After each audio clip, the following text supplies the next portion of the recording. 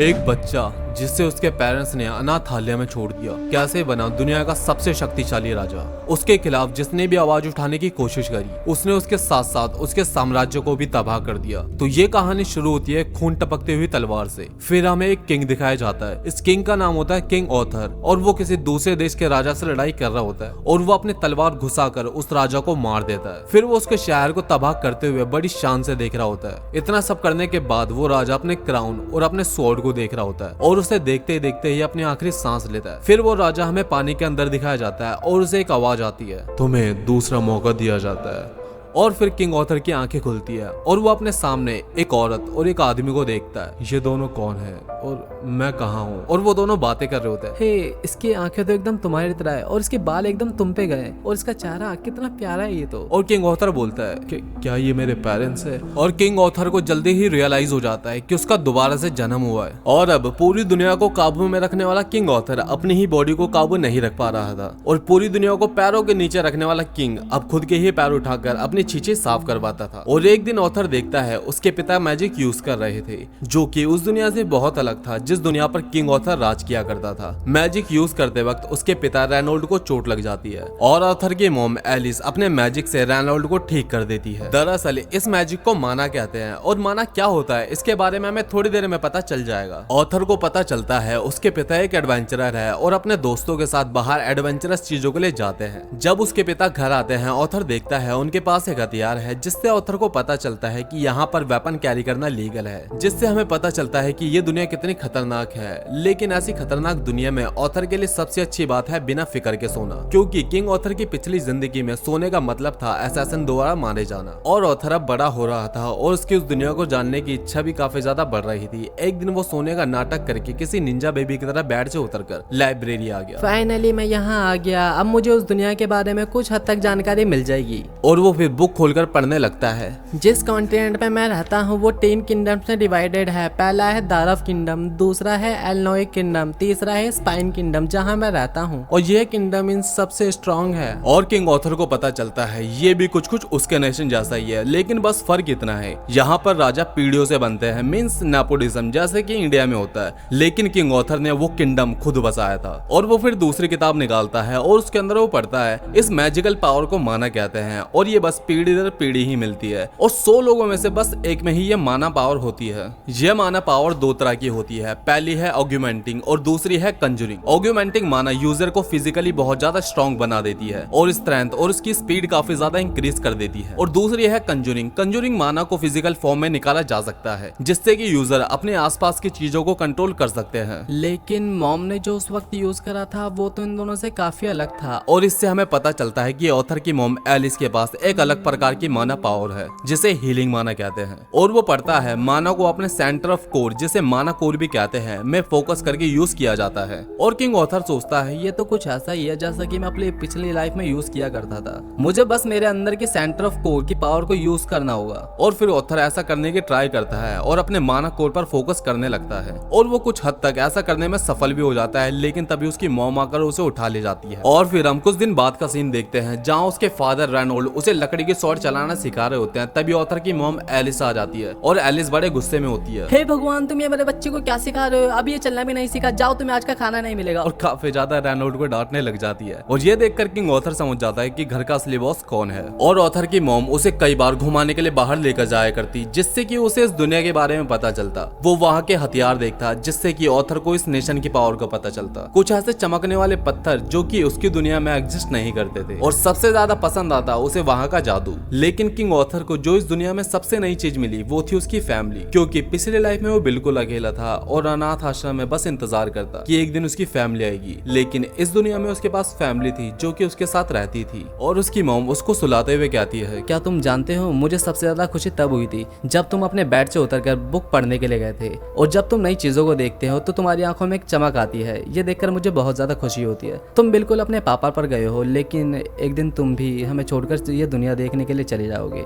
लेकिन मैं चाहती हूँ तुम जहाँ भी रहो एक पीसफुल लाइफ जियो। और फिर अगली सुबह रेनोल्ड ऑथर को मैजिक यूज करना दिखा रहा था, लेकिन ये नल्ला बस कुछ पत्थर ही उठा पाया।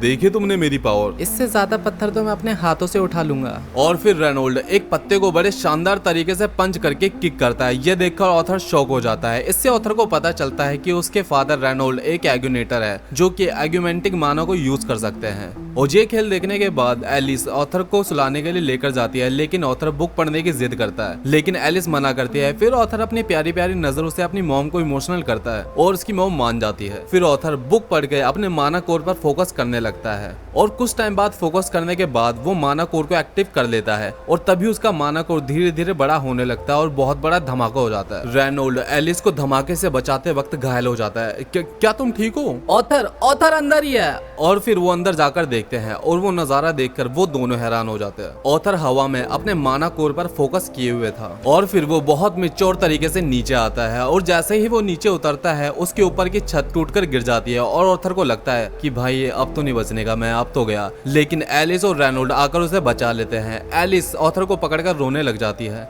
लेकिन ऑथर के लिए काफी नया एहसास था क्योंकि पिछली दुनिया में उसके लिए रोने वाला कोई नहीं था। और अपने पेरेंट्स को रोता देखकर ऑथर भी उनसे लिपट कर रोने लग जाता है। और फिर हमें किंग ऑथर की पिछली जिंदगी का एक सीन दिखाया जाता है जिसमें कुछ सैनिकों ने उस आदमी को पकड़ा हुआ था जो किंग ऑथर पर हमला करने के लिए आया था और मैजिस्ट्रेट उसे उसकी होम कंट्री में भेजने का फैसला सुनाती है। लेकिन वो आदमी कहता है, प्लीज ऐसा मत करो, मेरी कंट्री में जिंदगी मौत से भी बदतर है, प्लीज हमें वहां मत भेजो। और वो किंग ऑथर से उसके बीवी और बच्चों को छोड़ने की भीख मांगता है, लेकिन किंग ऑथर उसके बीवी और बच्चों को मार डालता है और कहता है, लो अब इन्हें सफर नहीं करना होगा। ओ भाई कितना खतरनाक था अपनी पहली लाइफ में ऑथर।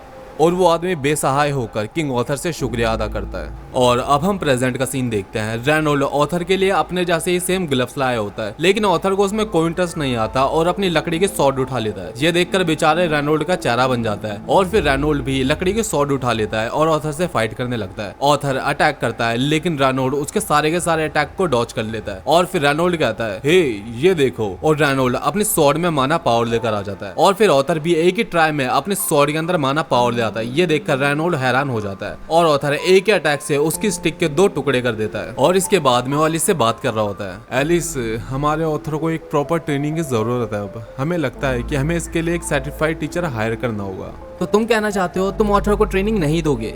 मैंने दी थी, लेकिन देखो इसने मेरी सॉर्ड को ही अपनी माना पावर से कट कर दिया और ये तो बस अभी 4 साल का बच्चा ही है। और एलिस ऑथर को पकड़कर रोने लग जाती है। नहीं, मैं अपने बच्चे को कहीं नहीं भेजूंगी, नहीं मैं कहीं नहीं भेजूंगी अपने बच्चे को। हाँ एलिस समझा करो, मैं भी नहीं भेजना चाहता, लेकिन ये हमारे ऑथर के फ्यूचर के लिए काफी अच्छा होगा। और दोनों आपस में बहसबाजी करने लग जाते हैं और ऑथर बोलता है, क्यों ना आप दोनों भी मेरे साथ चलो। ये सुनकर दोनों चुप हो जाते हैं और कहते हैं, ये तो हमने सोचा नहीं, तुम तो जीनियस हो ऑथर, चलो चलो जल्दी पैकिंग करो। और फिर वो जाने के लिए रेडी हो जाते हैं और रेनोल्ड के एडवेंचरस फ्रेंड भी उसके साथ चलते हैं। और रेनोल्ड की फ्रेंड ऑथर को एक प्यारी सी पप्पी देती है।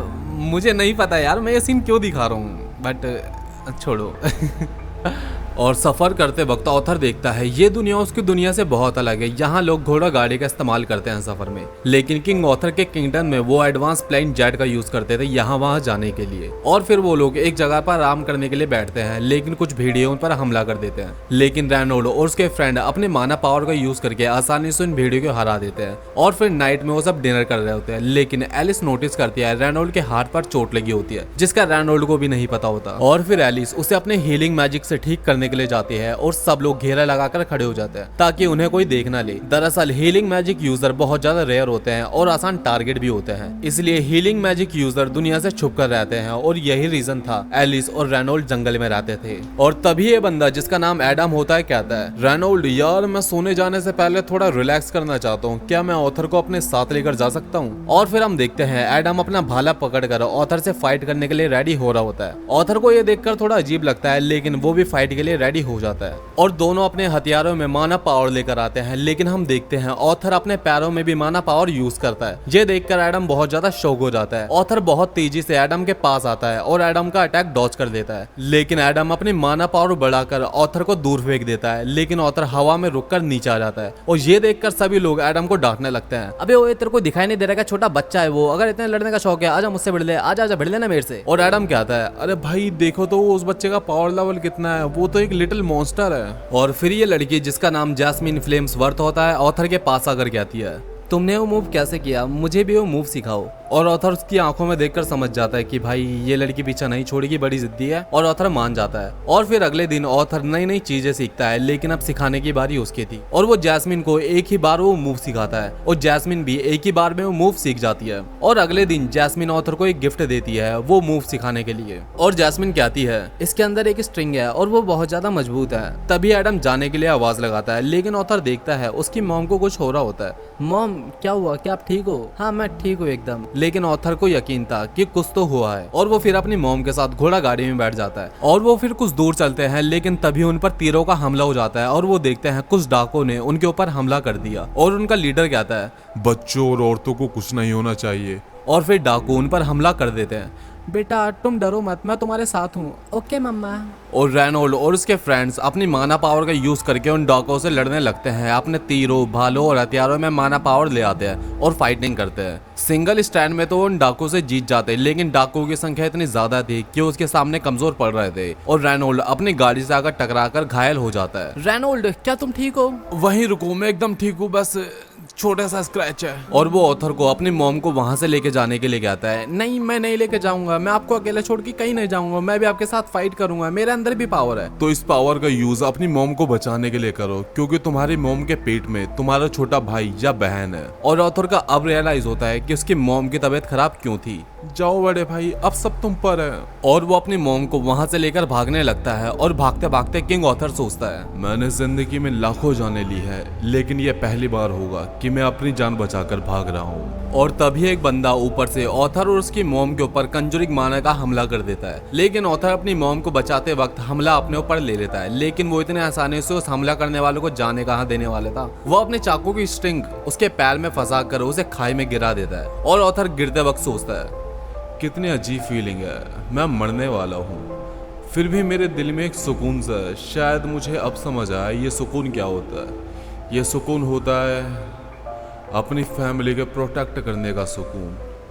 मैं एक बड़ा भाई बनने वाला हूँ, मुझे एक बड़ा भाई बनना था, मुझे एक बड़ा भाई बनना था। और ये बोलकर वो खाई में गिर जाता है। और खाई में गिरने के बाद जब ऑथर की आंखें खुलती है तो वो खुद को एक बड़े से मॉन्स्टर के सामने पाता है, जिसे देखकर उसकी आंखें खुली की खुले रह जाती है और बिना सोचे समझे मॉन्स्टर पर हमला कर देता है। लेकिन वो मॉन्स्टर अपनी एक ही उंगली से ऑथर को पीछे फेंक देता है और वो ऑथर से बोलती है मैं बुरी नहीं हूँ, मेरा नाम सिल्विया है। और ऑथर को खाने के लिए कुछ फल देती है। पर ऑथर उससे कुछ सवाल पूछना चाहता था, लेकिन सिल्विया कहती है अगर तुम खाओगे नहीं तो मैं तुम्हारे एक भी सवाल का जवाब नहीं दूंगी।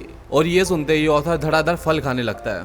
और सब खाने के बाद ऑथर पूछता है मेरी फैमिली कहाँ है, उनके साथ क्या हुआ? और सिल्विया कहती है मैं इस जगह से बाहर नहीं जा सकती, लेकिन मैं अपने मैजिक से कहीं भी देख सकती हूँ। और वो ऑथर को बताती है तुम्हारी फैमिली बिल्कुल ठीक है, उन्होंने उन डाकू को हरा दिया और कुछ दिन पहले ही वो वहां से चले गए। ये सुनकर ऑथर के खुशी के आंसू निकलते हैं कि उसकी फैमिली ठीक है। और ऑथर को वहां कुछ दिन हो जाते हैं। अब ऑथर पूरी तरीके से ठीक हो चुका था, अब वो घर जाना चाहता था, लेकिन बाहर की दुनिया बहुत खतरनाक है, उसके लिए ऑथर को स्ट्रांग होना होगा। और ऑथर उसी केव में ट्रेनिंग करने लगता है। और ऑथर सोचता है कि सिल्विया बस देखने में खतरनाक है, कोई भी उसे देखकर डर जाएगा जैसा मैं डर गया था, लेकिन वो दिल की बहुत अच्छी है। फिर ऑथर अपने माना कोर पर फोकस करने लगता है। सिल्विया ये देखकर शॉक हो जाती है कि इतने से बच्चा माना कोर यूज कर सकता है। और वो ऑथर से बोलती है क्या तुम ये जानते हो? और अपने हाथ में कुछ रासिंगन जैसा तो बनाने लगती है। और ऑथर से पूछती है क्या तुम बता सकते हो ये क्या है? हाँ, आप मंत्र बोलते हुए अपने हाथ में माना फिजिकल फॉर्म में लेकर आ गई। हाँ बिल्कुल सही कहा। और अगर तुम ये सीख जाओ तो तुम बहुत ज्यादा स्ट्रांग बन जाओगे। तो क्या तुम ये सीखना चाहते हो? और ऑथर हाँ करता है। लेकिन मेरा एक सवाल है, तुम इस पावर का यूज कैसे करोगे? और ऑथर बोलता है मैं उन सब लोगों को मार दूंगा जिन्होंने हमारे ऊपर हमला किया था। लेकिन सिल्विया को ये जवाब पसंद नहीं आता और ऑथर को मारकर फिर से दूर कर देती है।